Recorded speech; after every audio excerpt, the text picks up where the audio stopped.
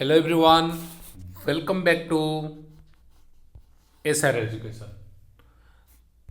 तो समस्त को स्वागत आमर यूट्यूब चैनल SR एजुकेशन को। तो आज वीडियो आम जो रही 10वीं श्रेणी लाइफ साइंस नियंत्रण और समन्वय तार पार्ट 2 अर्थात तार पार्ट 2 ही आलोचना करवा। पार्ट 2 सरी जाइथिला पार्ट 3। तो थर्ड पार्ट जो आम प्रथम 1 ରୁ 20 ରୁ 40 क्वेश्चन माने 40 क्वेश्चन सारी। तो ये 41 स्टार्ट करवा। आउ केतोटी क्वेश्चन रही ठीक अच्छे। तो चलते आरंभ करवा वीडियो को आरंभ करवा समस्त गोटे लाइक निश्चिंत रूपे करनबा जाफल प्रतिदिन आम आमर एस2 प्रिपेरेसन को जारी रखीचे। जो मैंने भी आम सहित सब जोड़ी होकर रही ठीक अच्छे। तो ये आरंभ करवा क्वेश्चन देख कौन अच्छी मस्तिष्कर केउ अंश आम शरीर श्वास केन्द्र और हृद केन्द्र अटे। बढ़िया क्वेश्चन अच्छी मस्तिष्कर केउ अंश आम शरीर श्वास केन्द्र और हृद केन्द्र अटे। सुषुम्ना शीर्षक पिंड चतुष्क अनु मस्तिष्क प्रमस्तिष्क। तो ताले कौटा हम आमर सठिक उत्तर देख क्या आम शरीर श्वास केन्द्र और हृद केन्द्र अटे। तो ये हम किए सुषुम्ना शीर्षक बहुत इंपोर्टाट पार्ट रोचे जेहेतु श्वास केन्द्र और हृद केन्द्र कहला बहुत बड़ पार्ट यहाँ हूँ सुषुम्ना शीर्षक ठीक अच्छे। नेक्स्ट देख गर्भ संचार निर्णायन प्रक्रिया मूत्र रे केउ हार्मोन उपस्थिति जना पड़े जोटा आम प्रेगनेंसी टेस्ट कौचे जिते से कौन से यूरिन रे कौन थिबार को हार्मोन थाए जहाँ जो से जानी हुए कौन कही गर्भ संचार निर्णायन प्रक्रिया मूत्र रे थिबा केउ हार्मोन उपस्थिति जना पड़े जो प्रेगनेंसी टेस्ट करा जाए तो यूरिन की नहीं ही टेस्ट करा जाए। तो कौटे हार्मोन थायराइड स्टिमुलेटिंग हार्मोन ना ये नुहे फॉलिकल स्टिमुलेटिंग हार्मोन ये भी नुहे ह्यूमन कैरियोनिक गोनाडोट्रॉफिक ये भी नुहे कौन ईस्ट्रोजेन उपस्थिति जना पड़े कि गर्भ संचार होइछि कि नहीं ठीक अच्छे। ये तो ना ईस्ट्रोजेन नुहे एस्ट्रोजेन टा अलग कौटा हम ह्यूमन कैरियोनिक गोनाडोट्रॉफिक। तो मैंने सबुत हाँ समस्ते कहवा दरकार तेणु सब मुझे आंसर को तुम्हें ऑप्शन से देखिए कहीदे बहुत जन कमेंट रे। तो तुमने को जानवा दरकार कौन हमारा ह्यूमन कैरियोनिक गोनाडोट्रॉफिक ठीक है। ऑप्शन सी 43 देखिए क्वेश्चन नंबर केरल केरल साहित्य परिषद केबे ठारू कार्य करुछि।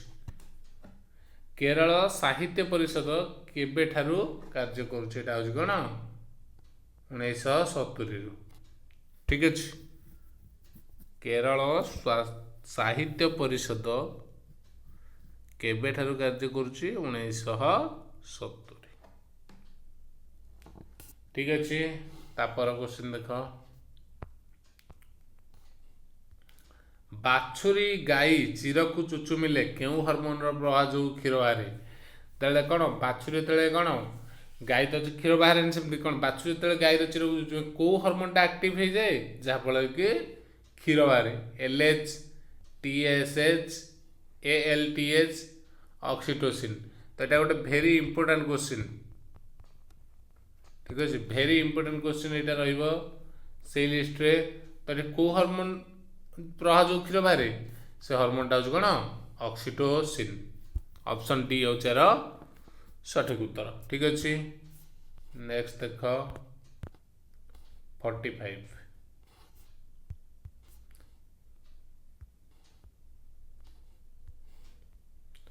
केउ उपादान गुड़िक नहीं परिसंस्थार अजैविक उपादान गठित होता है।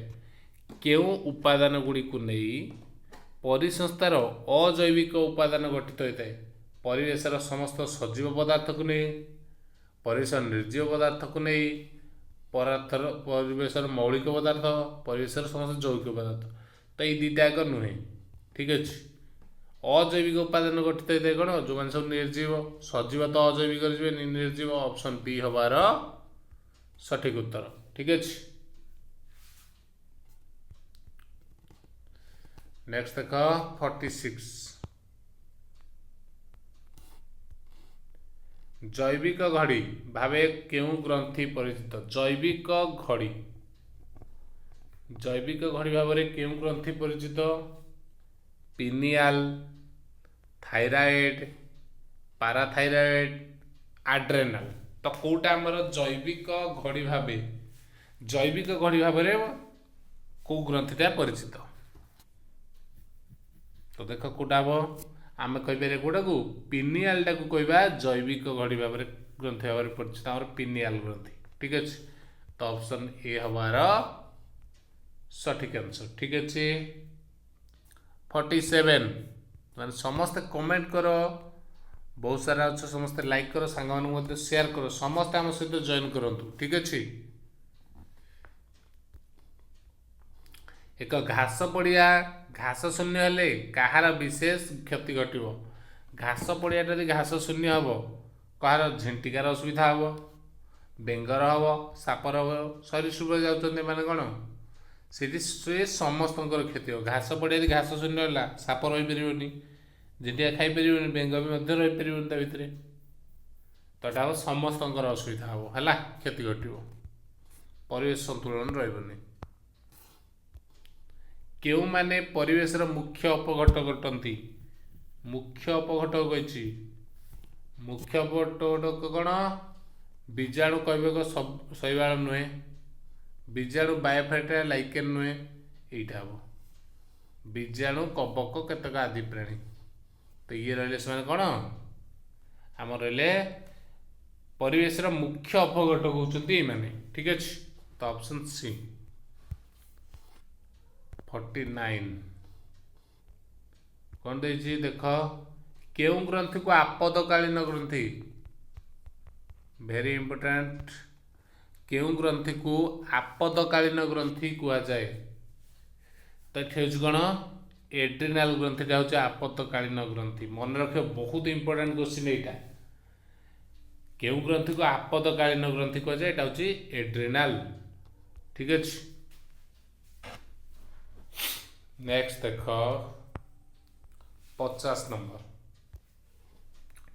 गोटे परिसंस्थार उत्पादक स्तर में शक्तिर परिमाण जदि 100 कैलोरी हुए मांसाशी स्तर 1 शक्तिर परिमाण केते कैलोरी हो ये 100 है तो 100 हेले कौन हम देख तार 10 भाग भागे 10 10 भाग 1 ता तलक आ गोटे आसो के 0.1 तो यहाँ के यहाँ हम ठीक अच्छे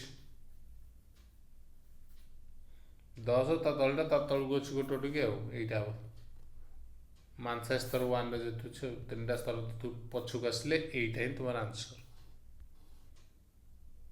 यहीटा ना ना ना 3टा स्तर नुह गोटे मांसा स्तर 1 मांसाशी ता तलटा आसो से कौटी बजाची उत्पादक ना हाँ यहाँ मांसा स्तर 1 ता तलटा है कौन ये शाकाहारी जोटा रही उत्पाद यहाँ 1 हो सरी यहाँ 10 जीवन 100 अच्छी 100 10 आगु भागे 10 10 10 आगु भागे 1 तो यहाँ आसो 1 सरी यहाँ भूल कही सी यहाँ बी आसो ठीक अच्छे। 51 केउं ग्रंथि गुड़िक परस्पर मध्य समन्वय रक्षा जोगु केउं ग्रंथि गुड़िक परस्पर मध्य समन्वय रक्षा जोगु आम शरीर में समस्थिति बजाय रही है केउं ग्रंथि गुड़िक परस्पर मध्य समन्वय रक्षा करने जोगु आम शरीर में समस्थिति बजाय रहे यहाँ हूँ कौन अंतस्रावी ग्रंथि सेगुड़िक सब निज भितर समन्वय रक्षा करने जोगु आम शरीर समस्थिति बजाय रही है ठीक अच्छे तो ऑप्शन सी हम ठीक अच्छे। नेक्स्ट देख 52 कौन अच्छी केउं फाइटो हार्मोन कोष विभाजन हार वृद्धि करिथाए केउं फाइटो हार्मोनटा कोष विभाजन हार को वृद्धि करिथाए ह्रास करिथाए हम पढ़िଥିଲେ एठी होची वृद्धि करिथाए पुणी तो कौन हम ऑक्सिन जिब्रेलिन एथिलिन तो ये हम साइटोकाइनिन ऑप्शन डी हमारा सठिक उत्तर। नेक्स्ट देख 53 केउं हार्मोन उद्भिदर वार्धक्य को त्वरान्वित करथाए वार्धक्य को त्वरान्वित करथाए को hormone auxin gibberellin ethylene cytokinin same genus लिखी ऑप्शन रे तो यहाँ कौन हम को ऑप्शनटा अच्छे आमर यहाँ तो नुहे जान ऑक्सिन नुहे जानिच जिब्रेलिन काम भी जानिच तो कौन हम ये हम एथिलिन तो कौन वार्धक्य को त्वरान्वित करे किए एथिलिन ठीक अच्छे। देख लास्ट दुईटी क्वेश्चन अच्छी कहार अभाव रे मधुमेह रोग हुए मधुमेह रोग के इन्सुलिन अभाव हुए से तो इन्सुलिन लगा जाए मधुमेह रे आम जो डायबिटीज कहे ठीक अच्छे। लास्ट क्वेश्चन देख